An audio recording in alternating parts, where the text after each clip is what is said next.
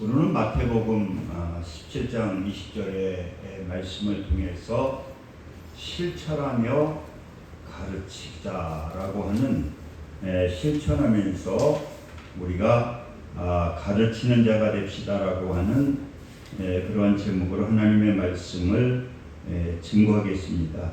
특별히 우리가 7월달 하면 무슨 달이냐? 교육의 달이잖아요. 교육의 달. 그래서 여름 성경학교도 하고 수련회도 가고, 그래서 아무튼 이 7월 달에는 덥지만은 옛날에는 신앙이 많이 성장이 됐어요. 저도 이렇게 목회자가 된 것도 그 여름에 저기 안양감리교회 그 권사님들하고 한월산 기도원에 가가지고 성령을 고침도 받고 성령을 체험하면서 이렇게 교육자가 되어서 지금 강단에 섰는데, 우리 기독교는 어떠한 종교냐? 실천하면서 우리는 가르치는 종교라는 거예요.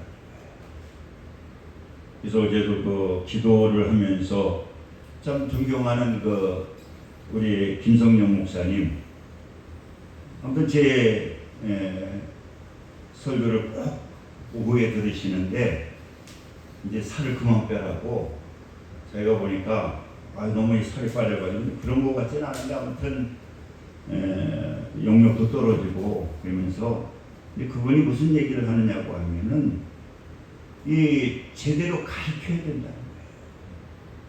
이 잘못된 것이 있으면 가르쳐야 되는데, 그래서 자기는 그 아들에게도 아주 철저하게 이번에도 아주 야단을 쳤다고. 그 야단 친 원인이 뭐냐 그랬더니 이번에 맥주 감사자 언급이 너무 조금을 했다. 아니 왜 그랬더니 아빠 나는 최소한 최대한도로 했는데 그게 그 돈이 그게 최대한도로 한 거냐. 그리고 지금 초복 중복이 됐는데 어떻게 아들이 돼가지고 뭐 아무튼 수박 한 장이를 안 사오냐. 다 이제 지금 나가서 하는데 그러면 야단을 쳤다. 야, 성경에 분명히 부모를 공경하지 않냐고 어떻게 축복을 받느냐.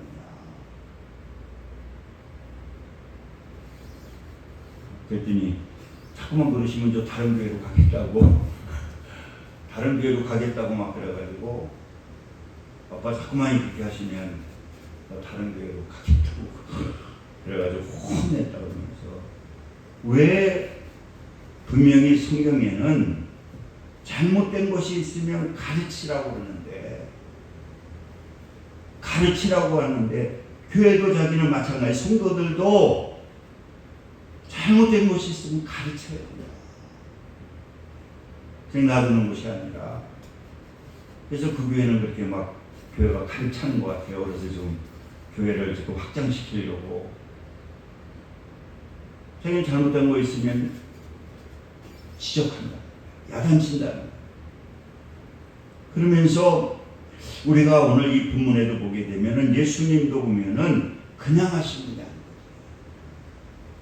자기가 실질적으로 실천을 하시고, 그리고 예수님 뭐 하시느냐? 가르치신다. 우리가 이제 여름, 특별히 오늘 마지막인데 다 휴가 기간이잖아요. 휴가 기간인데 그래서 영적으로 참 휴가 기간에 수련회 참석하고, 아마 태성이도 아마 수련회 갔다 왔다 그러는데, 그 수련회 참석하게 되면은 참 은혜를 많이 받잖아요. 그런데 아무튼 오늘 여러분들도 오늘 이 말씀을 통해서 수련회 기간인데 아무튼 은혜를 받으시기 바랍니다. 할렐루야. 네. 은혜를 받으셔야 돼요. 그래서 오늘은 실천하면서 가르치는 자가 됩시다. 여러분 그 인도의 그 독립영웅 간디라고 하는 분이 있습니다. 그분은 영국에서 공부를 하셨는데 그분은 성경을 많이 읽었다고 해요.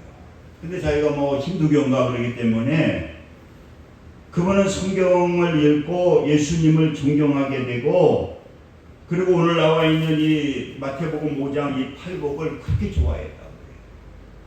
그리고 자기는 하나님은 안 믿지만은 난 예수님을 존경하기 때문에 예수님의 말씀을 많이 읽고 그 말씀을 많이 실천하면서 살았다고 해요.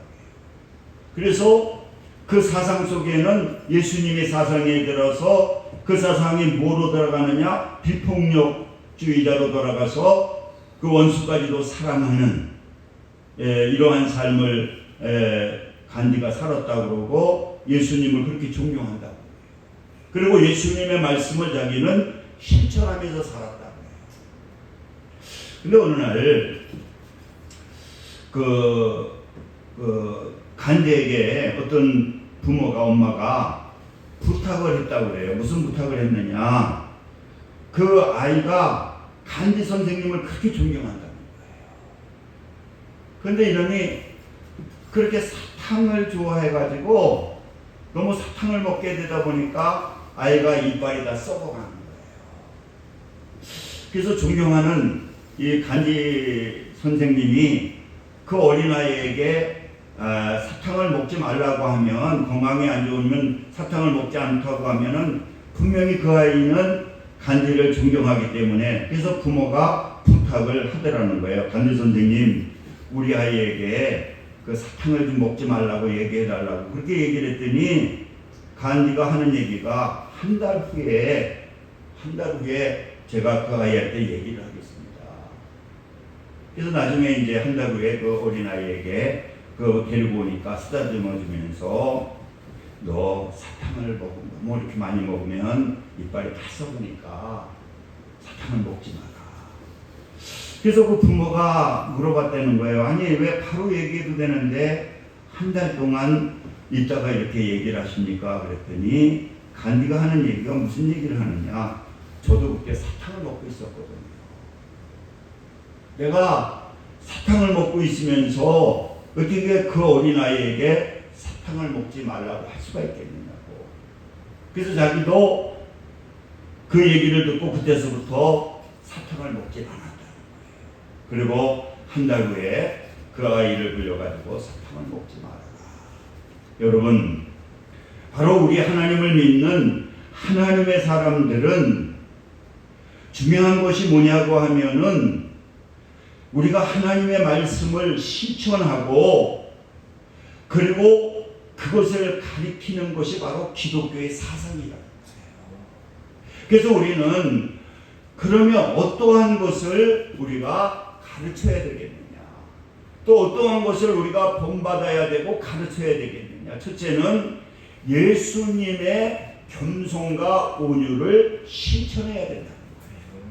마태복음 11장 29절에 나는 마음이 온유하고 겸손하니 나의 멍에를 메고 나에게 배우라. 그리하면 너의 마음이 쉼을 얻으리라. 우리는 예수 그리스도를 믿으면서 무엇을 배워야 되느냐? 예수님에게 무엇을 배워야 되느냐? 그것은 바로 겸손함을 배워야 된다는 거. 할렐루야. 그래서 우리 예수님은 어떻습니까? 하나님과 동등된 분이다. 동등된 분이지만은 동등 것을 취하지 아니하고 종의 형체로 오셔서 그는 제자들에게 무엇을 보여줬느냐? 겸손한 모습을 보여주게 되었다. 그러니까 예수님이 돌아가시기 전에 그 성찬을 하게 될 때에도 예수님의 팔을 씻겨주시자. 예수님이 제자들의 발을 씻겨주시잖아요. 그는 하나님이지만은, 그는 선생이지만은 그 제자들에게 무엇을 실천하시느냐? 이 겸손을 갖다가 보여주시고 실천하시면서 그 제자들에게 무엇을 할 것을 요구하느냐? 너희들이 겸손한 마음을 가지고 살게 될 때에 그때에 편안하고 또 쉼을 얻을 수 있다라고 그러한 말씀을 우리에게 또 제자들에게 전해주고 있는 것입니다. 이렇게 우리 하나님을 믿는 하나님의 자녀들은 그 예수를 믿으며 변화된 것이 뭐가 있어야 되느냐? 이 겸손한 마음을 가져야 된다. 할렐루야. 우리 인간들은 항상 교만한 마음을 가지고 있는 거예요. 교만한 마음을, 그 사단이는 항상 우리에게 교만한 마음을 주거든요. 그러나 예수님은 우리에게 겸손한 모습을 보여주시면서 너희들이 겸손한 마음을 가지고 살게 될 때에, 온유한 마음을 가지고 살게 될 때에 너희들이 평안을 유지하게 됩니다. 예수님이 예루살렘에 입성할 때에도 나귀 새끼를 타고 입성하잖아요. 왜 왕 중에 왕이신 예수님이 나귀 새끼를 타고 입성합니까? 그것을 통해서 우리들에게 무엇을 보여주시느냐? 이 겸손을 보여주십니다. 사랑하는 성도 여러분, 우리는 하나님 앞에서 겸손하시기를 바랍니다. 할렐루야. 네. 겸손하게 될 때에 하나님께서는 은혜를 주시고, 겸손하게 될 때에 우리에게 힘이 있는 겁니다. 할렐루야. 네. 그러니까 겸손한 자에게 하나님은 은혜를 주시고, 겸손한 자에게 하나님께서는 힘을 주시고, 또 겸손한 자에게 하나님께서는 축복해 주신다. 그리고 두 번째는 뭘 배워야 되느냐? 우리는 그 예수님을 통해서 사랑과 용서를 배워야 된다. 할렐루야. 오늘 이 본문에도 보게 되면 구약은 어떻습니까? 이해는 일하는 거예요. 이해는 내가 손해를 받았으면 꼭 복수를 해야 되는 것이 구약의 율법이다. 그러나 예수님께서 오셔서 하신 것은 뭐냐? 사랑과 용서라고 합니다. 그러니까 여러분, 계명 중에서 가장 큰 계명이 뭐라고 그래요? 하나님을 사랑하고 내 이웃을 내 몸같이 사랑해라. 베드로가 은혜를 많이 받았습니다. 그래가지고 예수님한테 무슨 얘기를 하느냐고 하면은, 형제가 잘못하면 내가 7번 용서해. 그 7번이면 대단한 용서잖아. 그랬더니 예수님은 뭐라고 그래요? 마태복음 보니까 7번에 7번까지라도 용서해라. 77이 40. 여러분, 그러니까 그 용서라고 하는 것은 그 끝까지 용서해야 된다고 하는. 그래서 우리는 무엇을 배워야 되느냐? 이 예수님을 통해서 예수님의 사랑을 배워야 된다. 그래서 요한 사도 같은 경우는 사랑의 사도잖아요. 그분은 아주 혈기도 많고, 그분은 그 잘못된 것을 보면은 그분도 바르게 살기 때문에 잘못된 것을 보면은요 가만히 있지 못했다는 거예요. 그래서 제목이 뭐냐고 하면은 우리의 아들이라고 했습니다. 우리의 아들은 뭐냐? 벼락의 아들이다. 잘못된 것을 보면은 도저히 그거는 가만히 있을 수가 없고, 그런데 주님의 사랑이 들어가게 되면서부터 이분은 사랑의 사도가 됐어요. 그러면서 무슨 얘기를 하느냐? 형제를 미워하는 거, 이거 살인하는 것이고, 만약에 형제를 미워하는 자는 뭐냐? 구원을 받을 수가 없다. 왜? 미워하는 속에는 하나님이 안 계시다. 그러니까 나중에 마음속에 이렇게 미워하는 그런 분들 보면 장로가 돼서도 막 죽을 때 예수님 부인하시다. 인정하라 그래도 끝까지 머리 흔들고 비웃고. 왜? 예수는 믿지만은 그 안에 예수님의 사랑이 들어가 있지 아니하니까, 여러분, 우리가 혈기 나서 욕은 할 수가 있고 미워할 수도 있습니다. 그러나 이것이 마음속에 계속적으로 그 안에 그 미워하는 마음이 있다고 하면은 그 안에는 예수님이 살 수가 없는 거예요. 그게 지옥이잖아요. 우리 예수 믿는 사람도 마찬가지입니다. 계속적으로 미워한다고 하면은, 그 미워하는 마음을 가지고 산다고 하면은 그거는 살인하는 행위고 그 살인자에게는 구원이 없다는 거예요. 우리가 화가 나서 가끔 혈기도 낼 수 있고 욕도 할 수 있고 미워할 수도 있지만은, 그러나 우리는 그걸 회개하면 되잖아요. 그러나 계속적으로 그 마음속에 미워하는 마음을 가지고 서로 그 부부가 싸우고 있다고 하면은 그 안에 무슨 하나님이 계시냐. 그러니까 요한사도는 뭐라고 해요? 형제를 미워하는 자마다 살인하는 자다. 살인하는 자에게는 구원이 없다는 거예요. 그렇기 때문에 우리는 무엇을 배워야 되느냐? 그 예수 안에서 그 예수님께서는 원수 되었을 때에도 우리를 사랑하시고 그 원수를 위해서 예수님께서 십자가에 달려 돌아가시기까지 사랑한 것처럼 우리는 무엇을 배워야 되느냐?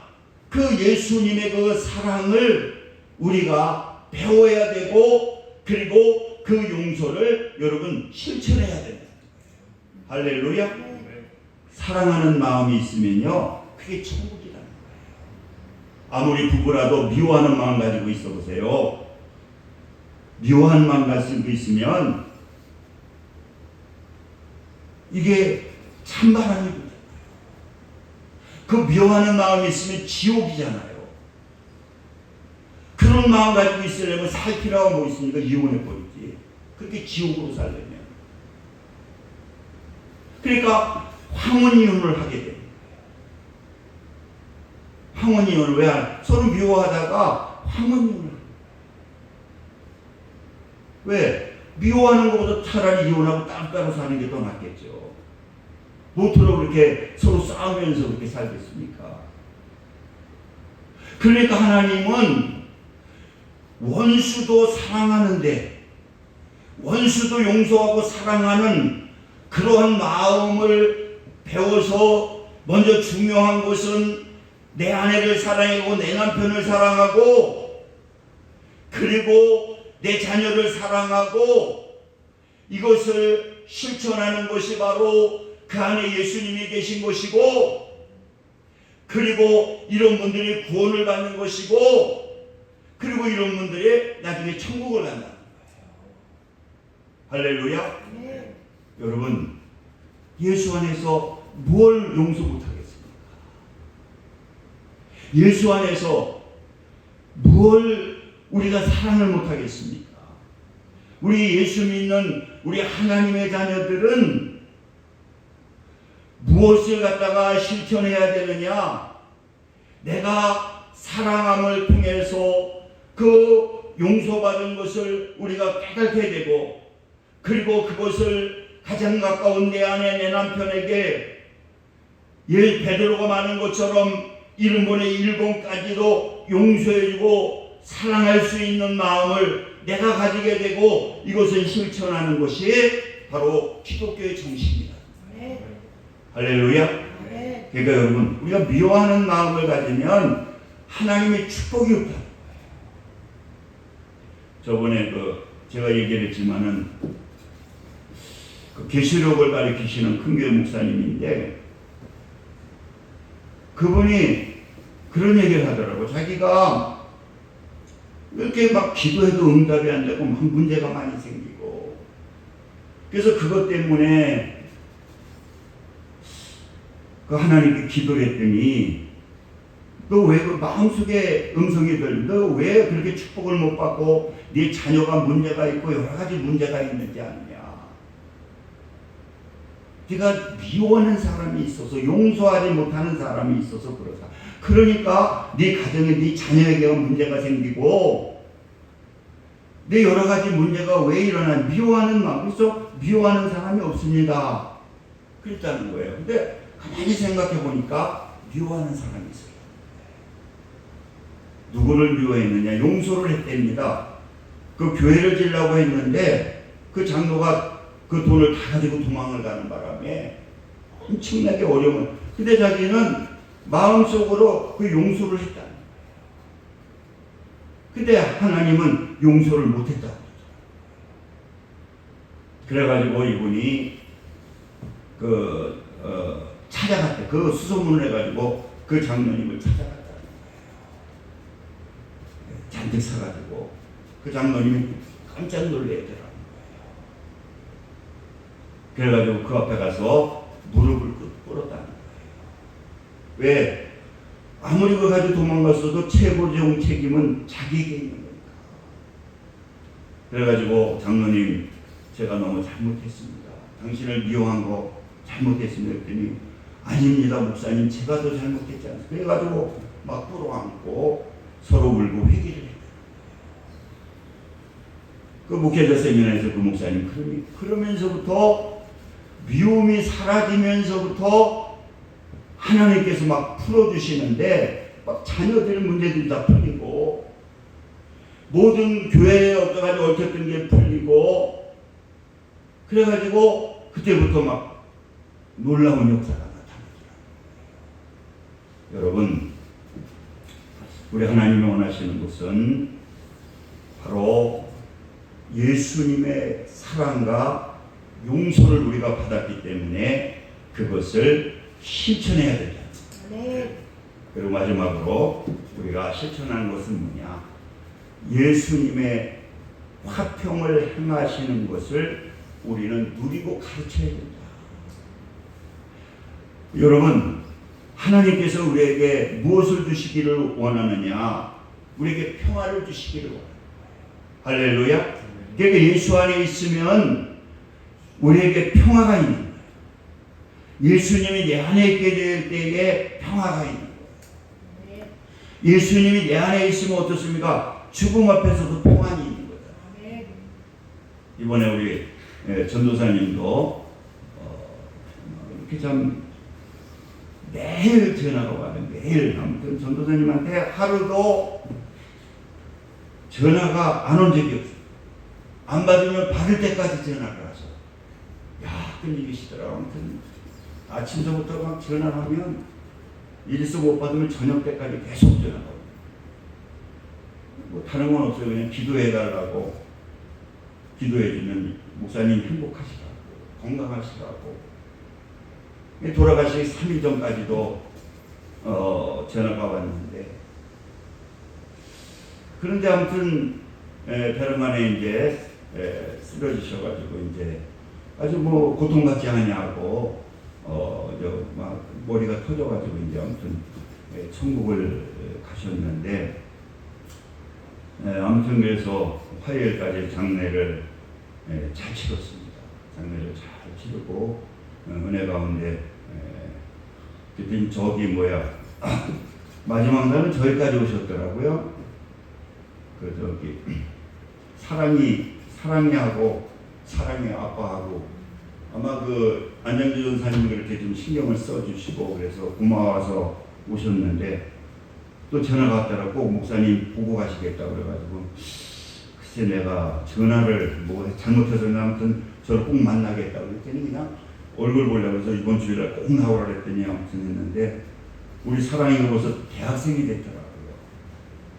그래서 반갑게 사랑이를 맞았는데 사랑이한테 야, 너 애인 있냐? 그랬더니 아니 목사님 어떻게 애인 있는 걸 아냐고. 내가 어떻게 알아? 애인 있나 없나 물어보는데 그랬더니 애인이라고. 목사님 어떻게 애인 있는 것까지 다 아시냐고. 애인 있는 거 다 하는 게 아니라 애인 있냐 없냐 물어본 거지. 그랬더니 목사님 어떻게 자기 애인 있는 걸 아냐고. 또 아마 애인 있다고 그러더라고요. 그래서 이번 주일날은 꼭 오셔라 했는데 아무튼 여러분들 기도하시면 이제 많은 성도들이 나오게 될 겁니다. 여러분, 아무튼 우리가 예수님이 가르쳐 주신 것은 뭐냐? 우리가 예수 안에서 평화를 누리다. 할렐루야. 네. 죽음 앞에서도 우리는 천국 가니까 평화를 누리잖아. 네. 그래서 우리는 그 평화를 받고 그것을 갖다가 평화를 누리지 못하는 자에게 그것을 갖다가 전해주라.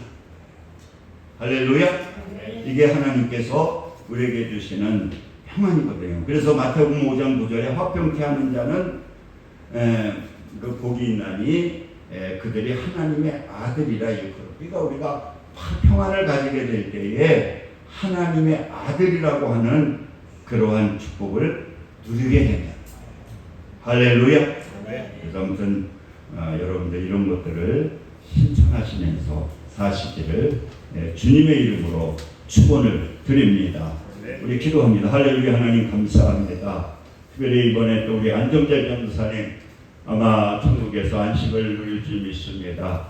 그 유가족들에게 위로해 주시고 그 아들 아버지 신앙생활 잘할 수 있도록 지금 쉬고 있는 것 같은데 잘할 수 있도록 하나님께서 축복해 주시고 또 그 딸도 하나님 혼자 살고 있습니다. 하나님께서 위로해 주시고 특별히 또 우리 이기순 목사님 코로나로 내일까지 화요일까지 또 격리되어 있습니다. 하나님께서 우리 이기순 목사님도 치료하여 주시고 이번 아버지 한 주간 휴가 기간도 주님 은혜 가운데에서 우리 강명의 식구들 건강하게 행복하게 살 수 있도록 성령님 역사하여 주옵소서. 예수님의 이름으로 기도드립니다. 아멘.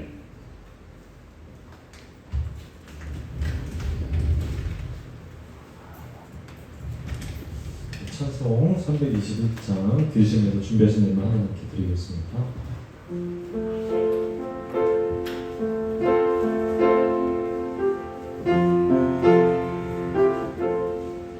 날 대속하신 예수께 내 생명 모두 드리니 진실하게 하소서. 내 구주 예수여 나 구주 위에 살리라. 내 기쁨 한량없으리. 내 갈 길이 놓아소서. 내 구주 예수여 날 구하신 예수 일평생 의지하오니 날 영접하여 주소서. 내 구주 예수여 나 구주 위에 살리라. 내 기쁨 한량없으리. 내 갈 길이 놓아소서. 내 구주 예수여 주 십자가에 달리사 날 자유하게 했으니 내 몸과 마음을 주 위에 다 쓰게 하소서. 나 구주 위에 살리라. 내 기쁨 한량없으니 내 갈 길이 놓아소서. 내 구주 예수여 아멘.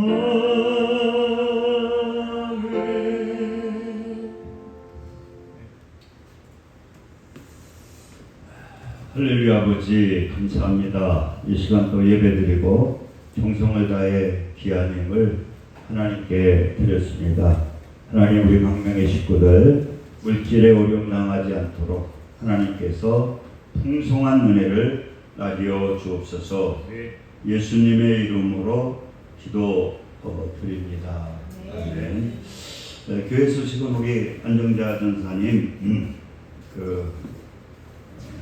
소천하셔가지고 화요일날 가장하셔서 수요일날 그 남편 계신 그곳에 이제 화장해서 잘 묻혔다고 사진도 보내왔습니다. 아무튼 기도해 주시고 우리 이기순 목사님은 화요일까지 격리랍니다. 저번에 몸살로 못 나오셨는데 코로나가 오셔가지고 화요일까지 우리 집사람이 어젠가 신방 갔더니 화요일날 그 신방 뭐 전화로 했지만은 가위 갖다 줬는데 아무튼 화요일까지는 격리하라고 그래가지고 오늘 나오지 못했습니다. 그래서 기도해 주시고 한 주간 더운 주간에 건강 조심하셔서 즐겁게 보내시기 바랍니다. 우리 일어서셔서 1장 보시고 축도하심으로 마치겠습니다.